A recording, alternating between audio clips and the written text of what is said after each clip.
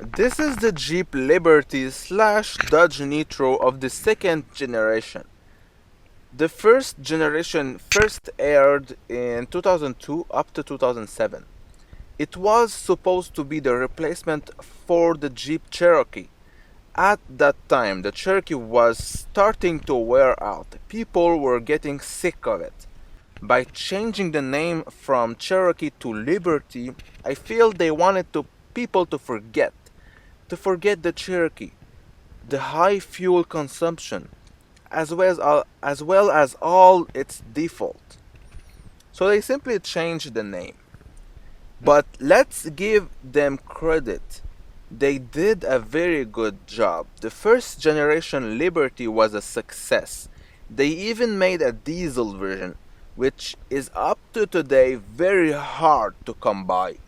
I believe it was such a successful car that their owners are not ready to depart from them yet.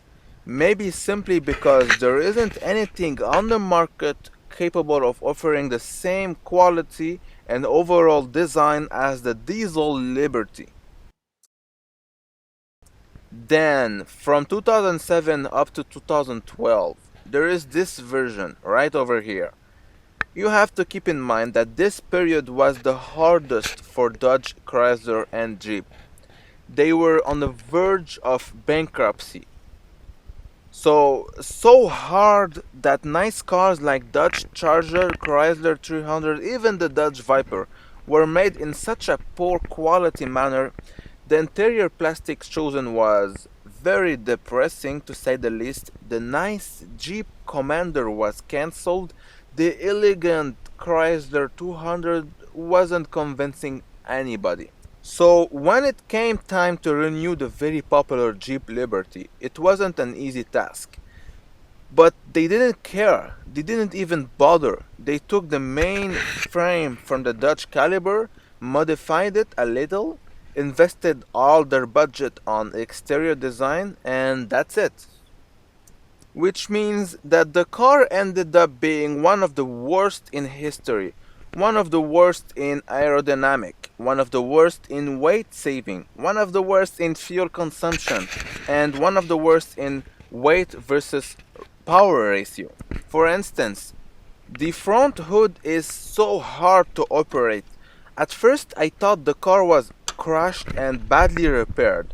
You know, it can happen where the hood bracket aren't sitting properly, which makes opening the hood a heavy task. But after trying another one, this Dodge Nitro, I realized it was simply a poor design. No wonder why the car is so heavy. There's no optimization whatsoever anywhere around the car, as a matter of fact.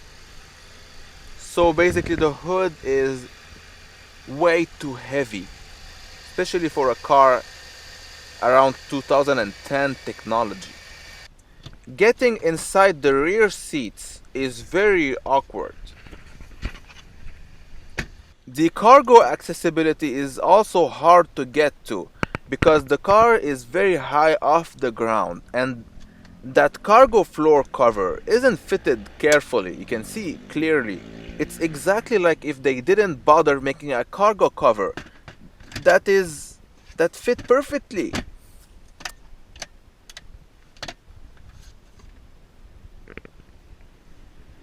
And no sunroof except for an 1500 soft sunroof, which nobody can support because as soon as you hit 50 km an hour it becomes too loud inside.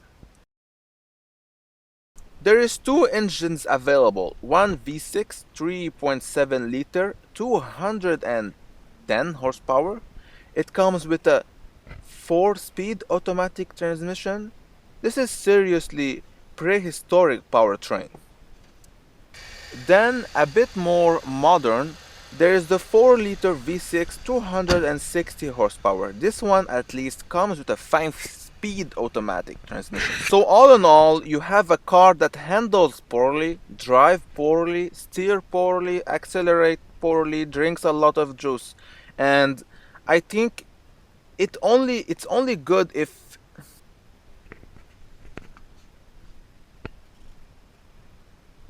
You seriously don't want this car in your driveway. Trust me. I think its only good side is if you need a minimum of towing capacity for your daily labor and you don't really care for anything else in a car except that you want it to look great. So really think twice before you get yourself one of these cars. Thanks for watching and take care.